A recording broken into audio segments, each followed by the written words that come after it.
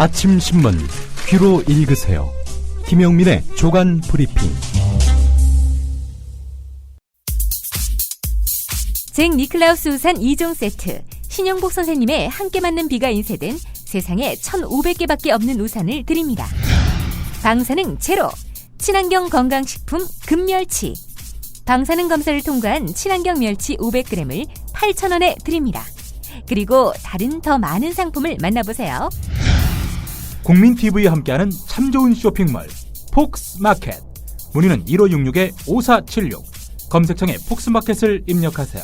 폭스마켓.co.kr.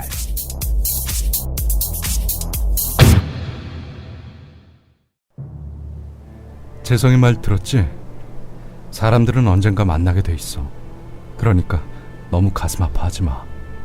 그럼 나도 너희들이 되돌아올 거라고 믿고 이 미루나무에 1년에 하나씩 노란 손수건을 묶어둘게.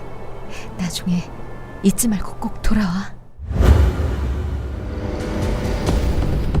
전쟁의 상처를 잊기 위해 각각 미국과 에티오피아로 떠난 비무장지대 대성동 마을의 주민 최재성과 정희연. 친형제보다 더 친형제 같았던 그들은 60년 만에 비무장지대에서 다시 만난다. 하지만 그들은 전혀 생각하지 못했던 사이버상의 제2차 한국전쟁에 휘말리는데, 북한이 고용한 사이버 테러리스트가 비무장지대를 방문하려는 오바마 대통령을 노린다. 한반도가 또다시 전쟁으로 불타는 걸 막으려면 주한미군의 지대공 미사일을 장악한 해커를 일주일 안에 체포해야 한다. 세계 제1의 IT 강국 대한민국을 노리는 사이버 테러리스트들의 위험을 경고하는 소설 DMZ 남과 북, 그 어느 곳의 영토도 아닌 땅. 도서출판 글과 생각. 오늘 아침 신문들은 어떤 뉴스에 주목하고 있는지 김용민 PD와 함께 알아보는 김용민의 조간 브리핑 시간입니다. 안녕하세요. 네, 안녕하십니까. 네, 오늘 어떤 소식부터 알아볼까요? 네, 최동욱 검찰총장 지금 지방에 칩거 중인 것으로 알려져 있는데요. 중앙일보 기자와 어제 낮 4시부터 30여 분 동안 휴대전화 문자 메시지 문답을 주고받았다고 합니다. 예. 최동욱 총장이 심경을 밝힌 것은 아마 이번이 처음이 아닐까 싶은데요. 지난 13일 사표를 내고 검찰을 떠난 이후 처음으로 이렇게 보입니다. 자, 문답 내용을 좀 살펴보겠습니다. 기자가 사람들은 진실이 무엇인지 궁금해합니다. 라고 이렇게 물어봤어요.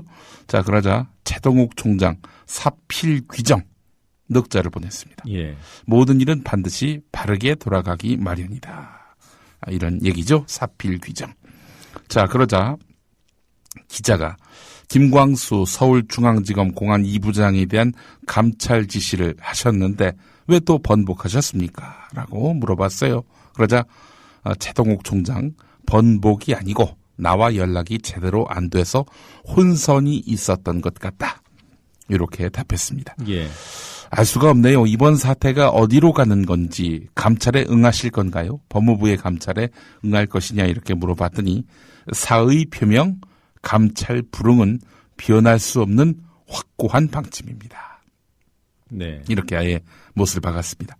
자, 그렇다면 진실 규명은 법적 소송으로 원래 예정대로 가시는 겁니까? 라고 기자가 물어보니까 사인이 되어서 대응할 예정이다. 사인. 사적 개인, 그러니까 민간인이 돼서 대응하겠다. 그러니까 사표 수리가 된 뒤에 대응하겠다는 말이군요. 그렇습니다. 자, 왜 청와대하고 갈등하시는 겁니까? 최동욱 총장 혼외 아들 사안을 검증한 것으로 지목된 곽상도 전 민정수석은 다른 기관이 흘린 것을 왜 나한테 뒤집어 씌우느냐라고 묻던데요. 라고 물어보니까 이때도 사필 귀정이란 말을 썼습니다. 네. 이 무슨 뜻일까요? 사필 귀정. 곽상도 네가 그렇게 해놓고 이제 와서 딴 데다 떠넘겨봐야 무슨 소용이 있느냐. 사필 귀정이다. 이런 얘기인가 모르겠습니다. 여하간 자, 황교안 법무부 장관에게 섭섭하시겠어요? 라고 이제 물어보니까 나중에 이야기해요. 이렇게 해서 대화가 끝이 났습니다. 예. 자, 이런 내용이 오늘 중앙일보 3면에 실렸습니다. 계속해서 경향신문 5면을 보겠습니다. 황교안 법무부 장관의 감찰 지시. 이것에 대해서 법무부는 감찰 지시를 한 것이 아니다. 라고 말하고 있습니다. 감찰 지시라면은 문제가 될 수 있습니다. 왜냐? 법무부 감찰 규정을 보게 되면은 법무부 장관은 주요 감찰 사건에 대해서 외부 인사 중심으로 구성된 감찰위원회의 자문을 받도록 되어 있습니다. 하지만 이런 절차를 거치지 않고 황교안 장관 감찰 지시를 했다는 겁니다. 예. 자, 그래서 법무부가 이건 뭐 감찰 지시가 아니라 감찰의 전 단계인 진상규명 지시다 이렇게 말을 했다고 하는데, 그런데 이 감찰 전 단계로서의 진상규명, 이거는 법무부 감찰 규정에 없는 자의적 개념이라는 겁니다. 법무부는 최동욱 총장에 대한 진상규명을 실시하면서 또 게다가 법무부의 감찰 규정을 적용했는데요. 감찰 아니라고 하면서 감찰 규정은 왜 또 적용하는 건지 이 앞뒤가 맞지 않는 그런 해명을 지금 법무부가 하고 있다는 겁니다. 그러면 어제 3자 회담에서 박근혜 대통령께서 법무부의 감찰 입장은 타당하다. 네. 그 방침이 옳다. 이렇게 얘기한 건 어떻게 되는 겁니까? 글쎄 말입니다. 하지도 않은 감찰을 잘했다라고 얘기하는 우리 각하는 또 뭔지 여하간 참 뭐 도둑질을 해도 손발이 맞아야지 이게 참 그렇습니다. 자, 한겨레 일면으로 가보겠습니다. 예. 한겨레의 관점은 지금 이 황교안이 아니죠. 최동욱 검찰총장의 혼외 아들로 지목된 그 어린이의 혈액형을 청와대가 어떻게 알고 이거를 문제 삼았는지에 대해서 요즘 집중하고 있습니다. 아주 심각한 문제입니다, 사실은. 예. 뭐 한겨레가 별 문제 아닌 걸 괜히 작은 걸 꼬투리 잡아가지고 침소봉대가 아니죠. 확대 재생산하는 것이 뭐 이렇게 볼 수 없다는 겁니다. 이게 뭐냐면요. 뭐 이미 보도를 통해 많이 접하셨겠습니다만은 자꾸 그게 황교안이라고 하죠. 최동욱 총장은 혈액형이 A형이고, 예. 이른바 혼외 관계의 여성으로 알려진 임모 씨, 그 사람은 B형. B형이라죠. 네. 그리고 임모 씨의 아들로 알려진 이 어린이는 AB형. 따라서 이 최동욱 아들이 공산이 크다. 이게 청와대 논리 아닙니까? 아니, 대한민국에 지금 A형이 34%라고 하는데요. 전 국민의. 예. 아니, 어떻게 이걸로 최동욱 총장의 혼외 아들이라고 규정할 수 있는지 이것도 의문이긴 합니다만은 이 어린이의 혈액형을 과연 청와대는 어떻게 알고 이거를 공개를 했느냐. 이게 지금 논점 아니겠습니까? 자, 청와대가 한겨레가 집중적으로 물고 늘어지니까 당황했던 모양입니다. 그 여성과 어린이의 관련 자료를 확인하는 특별 감찰을 실시한 사실이 있다. 이렇게 밝혔다고 합니다. 예. 이 이야기는 뭐냐면 불법 사찰이 아니다라는 거를 강조하기 위한 것입니다. 자, 이 청와대 민정수석실 공직기강팀이 지난 6일 조선일보의 첫 보도 직후인 주말쯤 대검찰청 쪽에 전화를 해서 최동욱 총장과 그 여성 또 그 여성의 아들의 혈액형을 언급한 대목, 이것이 논란이 되고 있는 상황인데, 사실 혈액형은 임 씨 아들의 교육행정정보 시스템 나이스라고 불리죠. 이 나이스 자료라든지 다른 공공기관의 자료를 본 것으로 추정이 되는데, 이들 자료는 청와대라고 함부로 볼 수 있는 게 아닙니다. 예. 법원에서 발부된 영장이나 당사자들 동의 하에 검색할 수 있는 겁니다. 그럼에도 불구하고 청와대가 알았단 말이죠. 어디서 알았는가? 학교에서 그럼 알았단 얘기인가? 이와 관련해서 이 학교 교감은 청와대에 관련 자료를 넘긴 사실이 없다. 이렇게 밝혔다고 합니다. 예. 그러니까 지금 청와대는 두 가지를 밝혀야 돼요. 예. 혈액형과 같은 이 민감한 정보, 쉽게 접근할 수 없는 정보들을 어디서 얻었는지 그것이 규명돼야 하고, 그리고 예. 정말로 조선일보 보도 전에는 감찰 또는 사찰을 하지 않았는지 이 네. 부분도 규명 대상인데, 글쎄 말입니다. 예, 오늘 신문 보면은 그 이전부터 그 감찰했다는 기사가 조중동에도 나오고 있는 걸 보면 그렇습니다. 청와대가 좀 곤혹스러운 입장인 것만은 분명해 보입니다. 그 이전에 조사를 했다는 것은 최동욱 총장이 공직자이기 때문에 예. 조사를 당할 수 있는 처지라 하더라도 이 임모 씨는 이 무슨 공직자도 아닌 양반이 말이죠. 또 그 아들은 또 뭡니까? 이거는 상당히 큰 문제가 될 수 있다는 겁니다. 한겨레 사면으로 넘어가 보면은 예. 현행 아동복지법을 보면은 아이의 정신건강과 발달에 해를 끼치는 행위를 정서적 학대로 규정해서 금지하고 있습니다. 예. 유엔 아동권리협약에도 아동은 사생활과 가족 등에 대해서 자의적이거나 불법적인 간섭을 받지 않아야 한다 이렇게 명시되어 있습니다.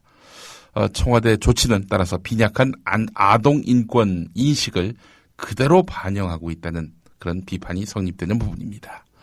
자, 이 우리 박근혜 대통령 과거 어떤 발언을 했는지 어제 우리 노종면의 뉴스의 재구성에서도 들어보셨습니다만은 2007년 7월 19일이었습니다. 당시 한나라당 대선 후보 검증청문회에서 아무리 네거티브라 하더라도 만약에 아이가 있다는 확실한 근거가 있다면 누가 그 애를 데려와도 좋다. 제가 DNA 검사도 해주겠다라고 밝히면서도 멀쩡하게 사는 애를 어디에 있다고 해서 만약 그 애를 지목해서 누구 자손이니 어쩌니 하면 그 아이와 부모한테 얼마나 날벼락 같은 이야기인가. 그거야말로 천륜을 끊는 일이자 한탄스러운 일이다. 이렇게 예. 말한 바 있었습니다.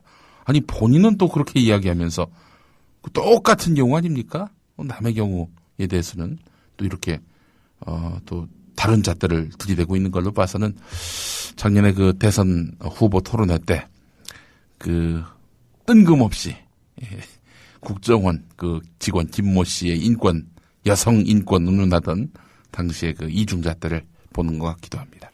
저는 한겨레 신문이 뉴스바를 열심히 듣는 모양인가요? 글쎄 말입니다. 저희가 하여튼 제기한 이슈들에 대해서 요즘 하여튼 다 이게 또 쟁점도 되고 아젠다도 되고 있으니 말입니다. 참 여하간 그렇습니다. 하여튼 요즘 그 검사님들이 아주 극도로 화가 나 있는 상태인데요. 방금 제가 국정원 직원 김모 씨 이야기를 했습니다만은 어제 원세훈에 대한 공판이 있었습니다. 예. 원세훈 전 국정원장에 대한 4차 공판이 법원에서 있었는데요. 서울중앙지법 형사합의 21부에서 있었습니다. 여기서 검찰이 밝힌 또 중요한 내용이 하나 있습니다. 2012년 12월 11일 국정원 여직원 오피스텔 점거 이후 그 시점에 심리전단이 그러니까 국정원의 심리전을 담당하는 심리전 부서지요. 국정원 심리전단이 인터넷에다가 민주당이 선거 주도권을 잡으려고 무고한 국정원 직원을 감금했다는 내용의 인터넷 게시글을 작성한 증거를 확보했습니다. 마치 국정원 직원이 아닌 양, 일반인인 양 예. 그런 글을 만들어서 올렸다는 겁니다. 국정원 여직원이 오피스텔에서 대치할 때 이 국정원 내부에서는 민주당 비판 글을 올렸다는 거죠. 이게 바로 선거 개입이 아니면 도대체 뭐가 선거 개입입니까? 국정원이 주장하는 북한의 대남 사이버 공격 대응을 위한 것이 아니라 자기 기관에 유리한 여론을 조성하기 위한 인터넷 댓글 활동에 국정원 직원이 동원됐다는 증거가 또 검찰에 의해 제시가 됐습니다. 자, 어제 또 공판에서는 이게 주목됐었죠. 국정원 심리전단이 지난해 10월 대선을 앞두고 KBS 개그 콘서트의 한 장면을 인용한 인터넷 게시글을 내부 보고하는 등 북한과 무관한 주제를 다룬 사실도 드러났다는 겁니다. 예. 대북 심리전단이 아니라 이름을 바꿔야겠네요. 대남 심리전단 이렇게 말이죠. 예. 네. 자, 어제 그 재판에서 또 주목되는 부분은 한국일보가 네. 이면에서 또 재판부의 입을 주목한 내용이 또 눈길을 끕니다. 재판부가 이 재판은 국정원법 및 선거법 위반이 쟁점인데 모든 걸 국가기밀에 해당한다며 공개 증언할 수 없다는 것은 맞지 않는다. 이러면서 국정원을 정면으로 질타했습니다. 예.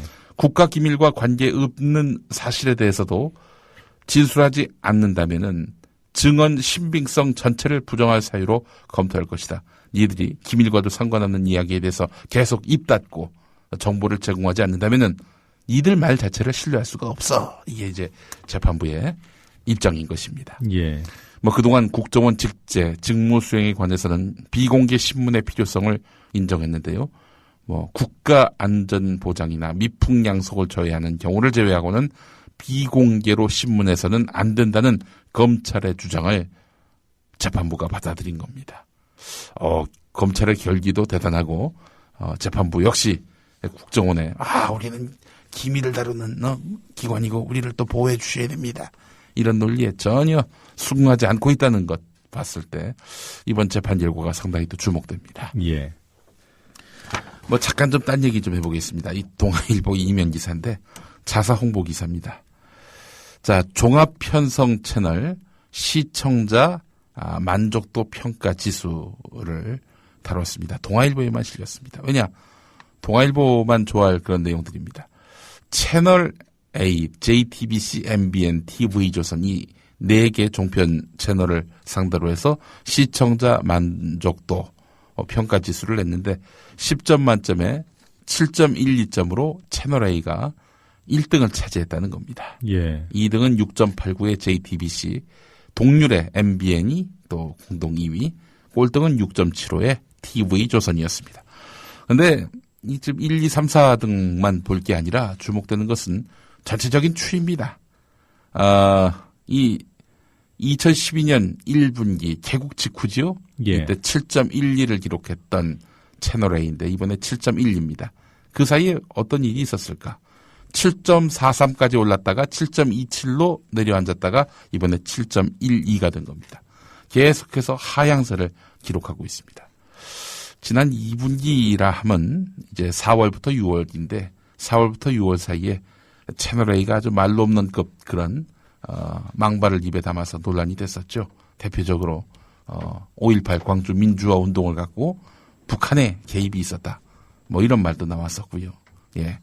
자, 이런 채널 A가 뭐 시청자 만족도에서 높은 점수를 받았다. 이렇게 얘기하는 것 자체가 좀 상당히 민망하고 이런 걸 또 신문에 싣는 동아일보도 참 팔불출이다 이런 생각도 해봤습니다. 그나저나 우리 시청자들께서 예. 참 평가가 후하신 것 같습니다. 10점 글쎄 만점에 말입니다. 7점. 네. 그렇습니다. 자, 그런데 또 하나 재밌는 게 있어요. 그 MBC보다도 채널 A의 시청자 만족도가 높다는 겁니다. MBC보다도. MBC의 입장은 어떨까요? MBC 입장도 듣고 싶은데 MBC에서 이런 기사 찾아보기 힘듭니다. 예, 여하간 그렇습니다. 네, 다른 기사 보겠습니다. 예, 동아일보 그 6면 기사입니다. 네. 동아일보 6면 기사에 주목할 만한 기사가 난 건 아니고요. 자, 내년도 이제 예산안에서 국가 수입이 전년 그러니까 2012년에 비해서 줄어드는데도 지출을 늘리기로 한 것은 아무래도 걱정될 일이다. 재정 건전성이 위태롭다. 이런 이야기를 내놓고 있습니다. 내년에 국가 총수입이 5조 감소한 데 따른 그런 기사인데 쉽게 이야기해서 복지 예산이 너무 많다 이런 얘기입니다. 그러니까 정부가 기왕에 했던 복지 예산 이렇게 너무 많이 이렇게 책정하지 말라 이런 사인인 것 같습니다. 왜 그러느냐? 복지 예산을 많이 책정하게 되면은 아무래도 부자들에게 대해서 이제 세금을 더 거둘 수밖에 없는 그런 요구에 직면하게 될 것이고 그렇지 않아도 박근혜 대통령이 어제 김한길 민주당 대표를 만나서는 증세 논의할 수 있다. 이런 뉘앙스를 흘렸단 말이죠. 예. 이래저래 또 있는 분들을 또 대변하고 있는 신문답게 이 복지 예산에 대한 우려를 다루고 있습니다. 자, 근데 제가 계속해서 이어서 소개할 기사는 헛돈만 쓴 MB정부 해외 자원 개발 사업이라는 제목의 기사입니다.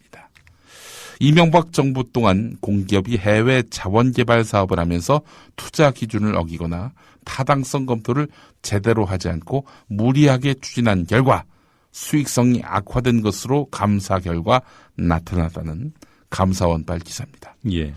10개 공기업의 투자액 회수율이 4년 새 68%에서 절반 넘게 급락했습니다. 68%에서 30%로 급락하게 된 것입니다. 자, LH 같은 경우 도시개발에 있어서 거액의 낭비 요인을 또 발생시켰다는 건데요. 자, MB정부의 이런 해외 자원 개발 사업 결국 나라 돈은 이렇게 흥청망청 갖다 썼다. 이런 이야기 아니겠습니까? 네. 그 동아일보가 그 재정 건정성에 대한 감시 활동 언론으로서 뭐 충분히 할 수 있는데 예. 복지 예산 늘리는 것을 발목 잡기보다는 네. 정부가 헛돈 쓰는 부분에 대한 집중적인 취재와 보도 이런 네. 것들이 좀 요구되는 게 아닌가 이런 생각이 드네요. 오로지 그 복지 예산이 뭐 나라 다 망하게 한 것처럼 이렇게 보고 있는데 4대강 사업만 안 했어도 그렇지 않습니까? 4대강 사업에 대해서 살아있는 권력에 대해서는 찍소리도 못했던 그런 동아일보가 이명박 정권 지나니까 4대강 사업 문제가 있었다. 이런 식으로 나오는 태도 참 한심하기 짝이 없습니다. 재앙이라는 표현까지 최근 글쎄 말이에요. 4대강 관련 기사에 등장하지 않았습니까? 예. 우리 동아일보도 그렇지만 중앙일보 같은 경우 김진 논설위원은 뭐 예전에 그런 칼럼을 썼습니다. 4대강 사업이 막 초기에 네. 이제 삽을 뜰 무렵에는 지금 야당은 막 욕을 하는데 4대강이 맑아져가지고 거기서 만약에 목욕이라도 하는 날에는 야당 어떡할 거냐. 대선에 막대한 그런 타격을 입지 않겠는가. 네. 뭐 그런 식의 이제 글을 썼던 기억이 납니다. 어쨌든 뭐 목욕을 할 수 있는 상황은 아니고요. 하지만 그럼에도 불구하고 이명박 대통령의 후계자 격인 박근혜 대통령은 또 당선이 됐고 말이죠. 참 여러모로 요지경인 세상입니다. 자, 서울신문 구면 기사를 보겠습니다. 이 역사 교과서 문제와 관련해서 이제 소개해드릴 기사가 한 3가지 있는데, 자, 역사 교과서로 적절한 것인가에 대해서 이제 지난 6일부터 12일 사이에 역사교사 770명을 대상으로 실시한 설문조사 결과 전혀 적절치 않다가 90.9%, 별로 적절치 않다가 8.6% 해서 99%가 교과서로 못 쓴다. 이런 평가를 내렸고요. 검정 통과에 대한 의견을 물어봤는데 취소해야 한다가 82.9%, 전면 수정 후에 다시 검정해야 한다가 15.8%였습니다. 네. 자, 응답한 교사가 770명이라고 말씀드렸는데 전교조가 613명이었고 비전교조 교사가 144명이었고 어디에 속했는지 답하지 않은 교사가 13명이었습니다. 이 770명의 교사는 역사교사를 말하는 겁니다. 네. 자, 국민일보 구면 기사를 보겠습니다. 자, 국민일보 구면 기사를 보면은 한국사 교과서 수정 보완을 교육부로부터 요구받은 교학사가 전현직 교육부 고위 관리들이 이 회원인 문우회와 오랫동안 사업을 같이 하거나 후원 관계를 이어온 것으로 드러났다는 겁니다. 문우회에는 서남수 교육부 장관도 회원으로 가입돼 있다고 합니다. 예. 한 3,700명이 이른다고 하는데요. 자, 교학사가 이제 교육부 또 문우회 또 한국교직원 공조회 이 사각관계 속에서 상당한 그런 친밀도를 유지해왔다 이런 얘기인데요. 자, 이 뭐 교육법전을 출판하면은 교육부서에서 매년 고가에 구입하는 식으로 해가지고 교학사가 이 교육법전을 출판하고 또 교육법전을 만든 쪽은 또 문우회고 이걸 사준 쪽은 교육부고 뭐 이런 식으로 이제 서로 연결고리가 이제 이어졌다는 거지요. 자, 한겨레 신문도 비슷한 기사입니다. 예. 교학사가 퇴직자 모임인 이 문우회에다가 이렇게 5년째 협찬금을 보냈다는 겁니다. 자, 이런 걸로 봤을 때 지금 서남수 장관이 어떻게든 이 교학사 교과서 검정 취소를 하지 않으려고 애를 쓰는 데에는 이 문우회로 다져진 인연 때문이 아니겠는가 하는 그런 추론도 가능하겠습니다. 네.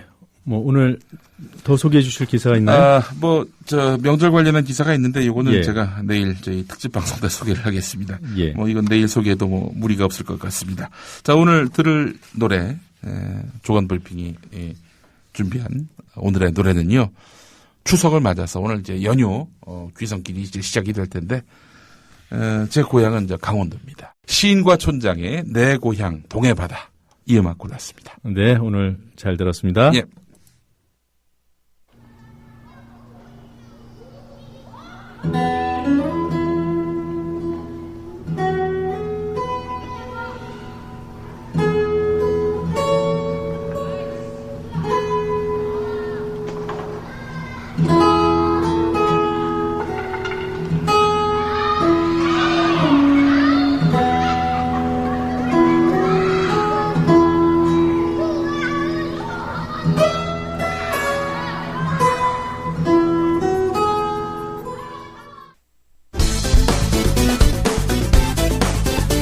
어제 청와대의 최동욱 검찰총장 사찰 의혹을 제기해 도하 언론의 주목을 받은 박지원 민주당 의원. 실은 노정면의 뉴스바에서 처음 밝힌 것인데 지난 8월 곽상도 민정수석이 예. 최동욱 총장을 추석 전에 몰아내겠다 이런 얘기를 했다고 하고 또 대검 간부들에게도 이러한 얘기를 했다고 하는 것은 참으로 어떻게 이러한 일이 일어날 수 있는가. 국회에서 발언한 박지원 의원의 말 계속 들어보는데 조선일보 보도 전인 9월 5일 공안 2부 김광수 부장과 청와대 이중희 민정비서관이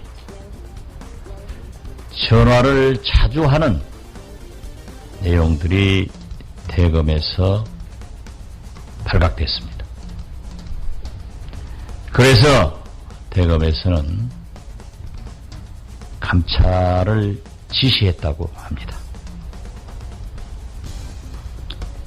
그 전부터 지금은 물러간 곽상도 민정수석과 국정원 2차장이 최동욱 총장을 사찰하고 있다.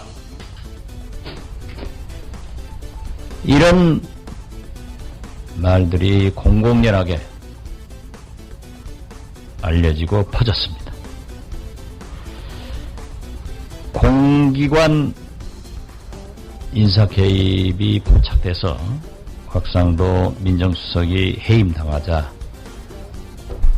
곽상도 민정수석은 이중희 청와대 민정비서관에게 최동욱 검찰총장의 사찰 자료를 그 파일을 넘겨줬다고 합니다.